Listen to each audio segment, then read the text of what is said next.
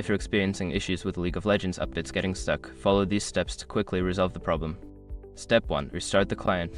Close the League of Legends client completely and then reopen it. Sometimes, a simple restart can resolve temporary glitches that cause updates to stall. Step 2. Check your internet connection. Ensure that your internet connection is stable. You can do this by running a speed test or trying to access other websites.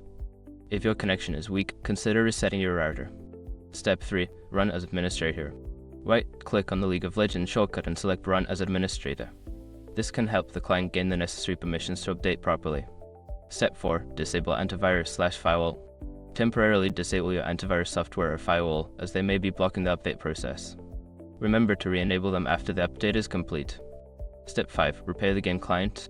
Open the League of Legends client, go to the settings menu, and select the option to repair the game. This will fix any corrupted files that may be causing the update to get stuck. By following these steps, you should be able to resolve the issue with the update process. If problems persist, consider reaching out to League of Legends support for further assistance.